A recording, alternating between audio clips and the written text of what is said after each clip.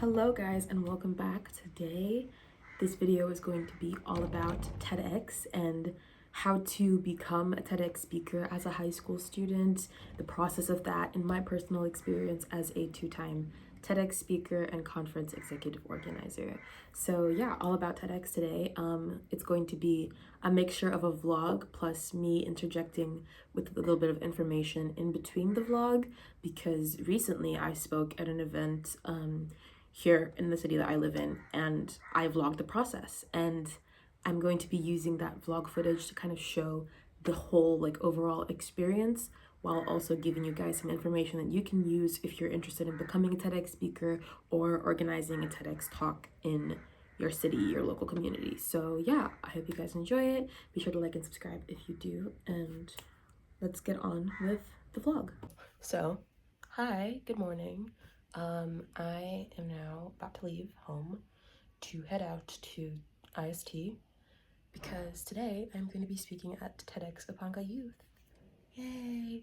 Yeah, so I'm gonna vlog the whole day, just take you guys along with me. Yeah, today is going to be a day in my life vlog, specifically what it's like to speak at TEDx.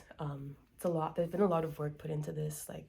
Just now I was practicing my speech again and again. I rehearsed for this. I auditioned for this in October, and now it's currently April, and yeah, so that whole entire time I've just been practicing. But yeah, see you guys once I am on the road. Yeah.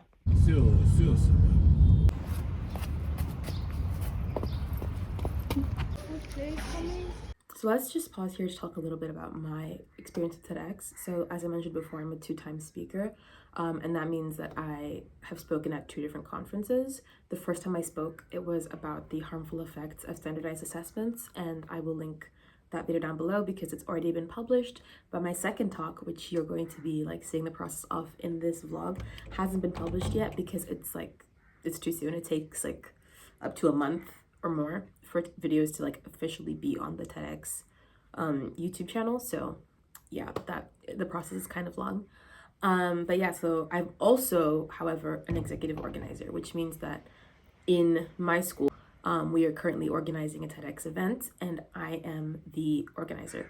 And what that means is that I have the license, because you cannot have a TEDx conference without a license. So yeah, my job really as an executive organizer is to oversee the planning, all the committees, to lead them and that kind of thing. It's just an overall leadership role, because you often have multiple committees doing the more specialized tasks.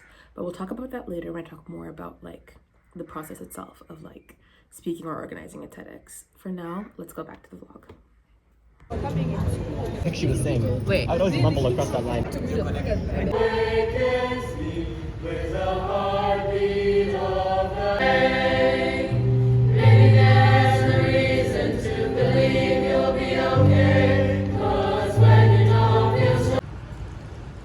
any of these cases, we end up and Swin, the expert TEDx. Oh yeah. So you might be asking yourself okay, this looks really, really cool, really, really fun. How do I actually do it? I want to be a TEDx speaker, a TEDx organizer, whatever. How do I actually start doing these things? And okay, I'm so sorry for the sun, guys. It's it refuses to go away. But anyway, yeah, how do I actually do these things? So for TEDx speaker, if he wants to, speak at a TEDx conference, the first step is research. Look up local events in your area, because TEDx is such a global phenomenon that there are often whatever city you live in, there is probably a TEDx event. But yeah, you can easily find them. Just go on social media, Instagram, search TEDx, your city name, your a big school or university's name. It's often that they're hosted by universities. So yeah, research and find an event. If they are kind of far along in the process of actually hosting the event, then that means they probably already have their speakers. But if you're lucky, then you found them before they've got speakers, and they often will advertise speaker registration, speaker nominations, whatever they call them, and that's when you can sign up to speak. So sometimes you'll have, if you found a conference too late, it's oh, it's happening in a month and they already have speakers. I would suggest that you attend, because oftentimes attending a TEDx talk gives you so much better of an idea of, you know, what TEDx speeches are like and what an event is run like, which helps you with your speaker application.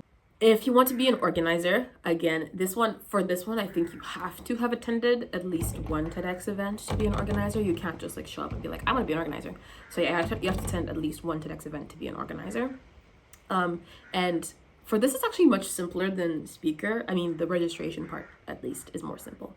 You have to fill in a license application for your conference. So basically what that means is like you go to the TEDx, just search TEDx conference registration or like TEDx conference organizer. There's like a full, like really long website which outlines the entire process. You fill out a form to like basically like propose an event. TEDx will ask you a few questions. There'll be some emails back and forth about certain things, and then you'll be given a license and a license and a event name. And then after that, you just get to organizing. You put together groups, you get like a committees together.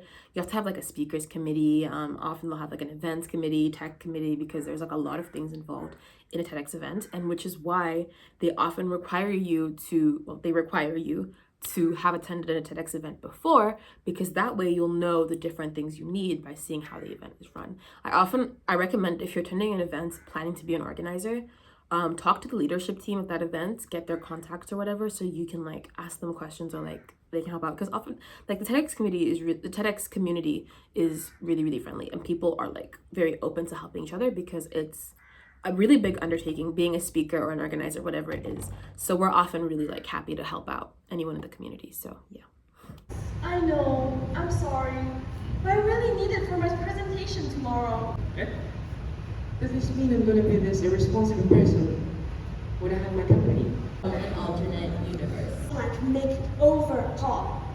You think you're an individualist, but an individualist isn't one who wears strange clothes. So if you're not convinced, and maybe you have a TEDx opportunity that you're looking at and you're not sure if you should do it or not, here are a few benefits of TEDx if you're kind of on the fence and you want to know like, what will this actually help me with, yeah? So I'll start with benefits of being a speaker and then benefits of being an organizer, yeah? Because they have kind of different skill sets and different benefits. So being a speaker, the benefits that you get, the biggest and most obvious one is public speaking, right? Because you're on a stage of like 100 or more people, depending on the kind of event that you're attending, that you're speaking at, sorry. And you're on a stage, you're presenting this really big idea. You can't have like your notes in front of you. You have to have the speech memorized pretty much. Like, I think it's almost often required that you have to have your speech memorized. So there's like a lot of, you learn writing, you learn public speaking, and you also learn research, because the topic that you're speaking about, often it's like a very like, you have to have a balanced and like thorough understanding of it, because your speaker committee of whatever your event you're like speaking at will review your speech multiple times and ask you to clarify things and ask you to like make things, you know what I mean? It has to be very, very thoroughly researched and well written. So you learn research skills pretty well. And then in terms of being an organizer, leadership. I think leadership is just the biggest skill that you learn, because you're managing a lot of people. It's depending on the size of event that you're trying to run and the size of committee that you have, it's gonna vary, but it's often like no less than a team of 5 to run a TEDx event. And so it's really, really like, there's a lot that comes up. There's a lot of like complex situations that you learn to navigate as an organizer. So that kind of like experience that you get is really, really useful, because in the future, whatever career you're doing, you're going to be in group work or group leadership situations. And if you can draw from that experience, it's super, super useful. And now for the benefits that are like for both organizer and speaker, I have 2. So the first one, which is kind of obvious, is that it's a really huge addition to your CV, right? Like, it makes for a really good LinkedIn post, like, hey, I gave a TEDx talk, or hey, I organized a TEDx event.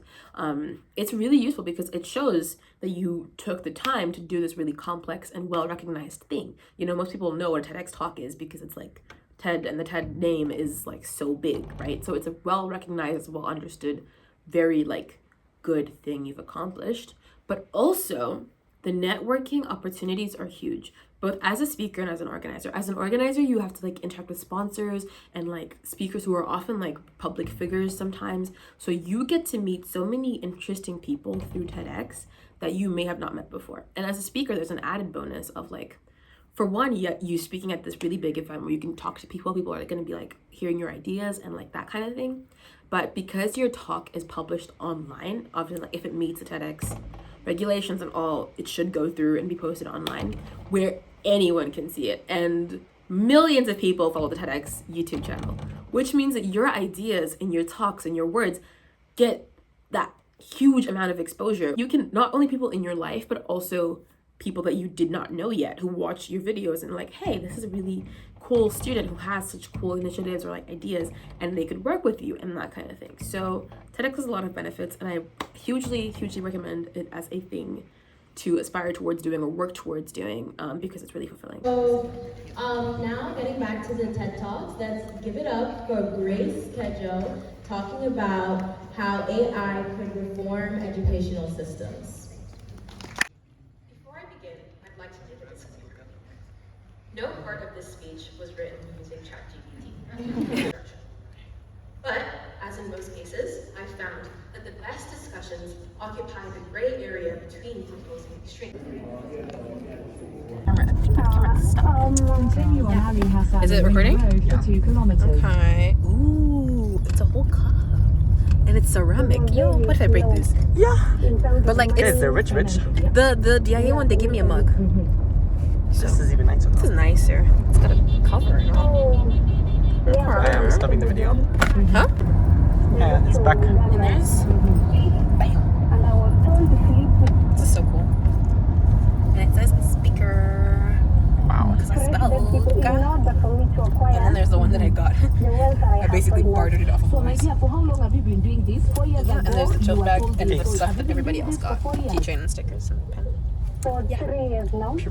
So yeah, that's it for the video today. Feel free to comment down below any questions, thoughts, and that kind of thing, and like and subscribe if you enjoyed the video, and if you want to see more videos of me talking about my extracurriculars. This is sort of a mini series that I'm doing with Crimson, where I will be talking about different extracurricular activities I've done, talk about my experience, show some like clips from like me doing it, and then talk about how you can get involved and the benefits. So yeah, if you want to see more, hit that subscribe button, and that'll be it from me today.